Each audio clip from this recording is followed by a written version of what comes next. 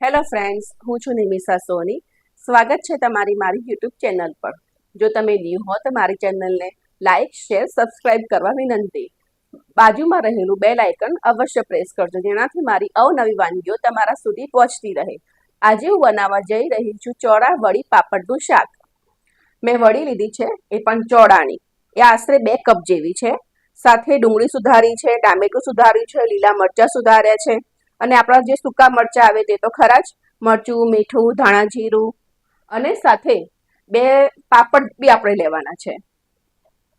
કઢાઈમાં તેલ મૂકી નાખેલું છે મેં. તેલની અંદર સૌથી પહેલા આપણે વડીઓ સાંતળીશું.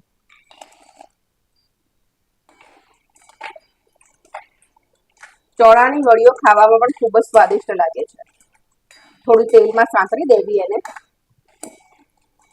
તમે તેને ઘીમાં પણ સાંતળી શકો છો.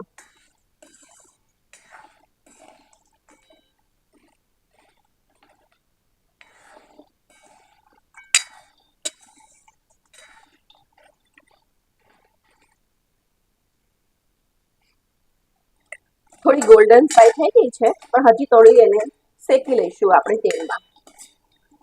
સ્લો ટુ મીડિયમ ગેસ ઉપર જ કરતું રહેવું, જેનાથી વડીઓ બળી ના જાય.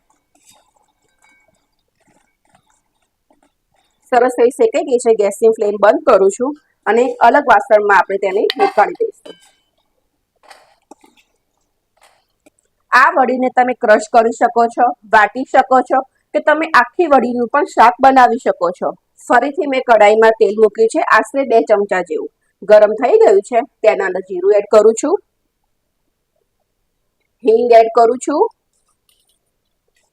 લીલા મરચાંની પેસ્ટ,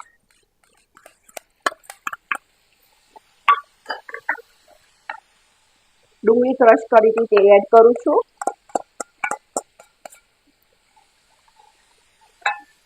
થોડીક જ ગોલ્ડન ફ્રાય થવા દેવાની. મેં ક્રશ કરી નાખી છે એટલે જલ્દી સંતળાઈ જશે. ટામેટું. આ દરમિયાન જ આપણે સૂકા મસાલાનો મસાલા કરી દઈએ. આપણે સૂકા એટલે કે મરચું, મીઠું, ધાણા જીરું,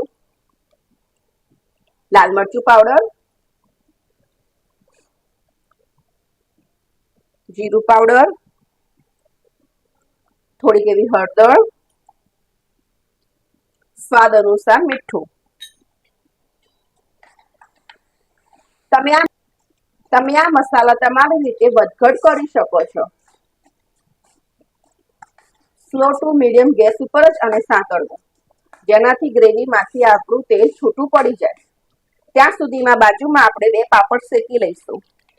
ગ્રેવીમાંથી તેલ છૂટું પડી ગયું છે ત્યારે જ આપણે તેના અંદર 1 ગ્લાસ જેટલું પાણી એડ કરી દઈએ. પાણી ઉકળે એટલે પછી આપણે આ વડીઓ એડ કરીશું. મેં વડીઓને અર્ધ કચરી ક્રશ કરી નાખી છે. પાણી ગરમ થઈ ગયું છે. આપણે તેના અંદર વડીઓ ઉમેરી દઈએ. 2 પાપડ શેકી લીધા છે મેં.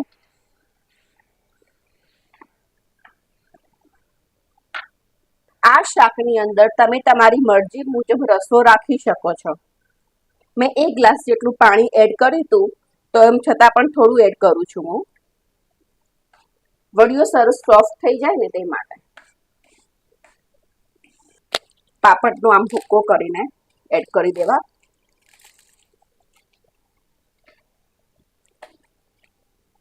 તમે શેક્યા ના હોય તો પણ કંઈ વાંધો ના આવે, હું શેકીને લઉં છું.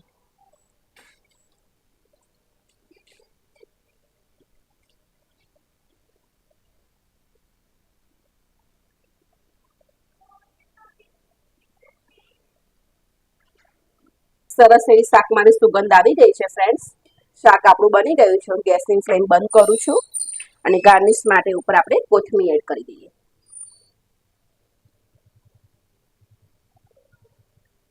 રેડી છે આપણું ચોળા વડી પાપડનું શાક. તમે આ શાકને પરોઠા, રોટલી સાથે ખાઈ શકો છો. Thank you.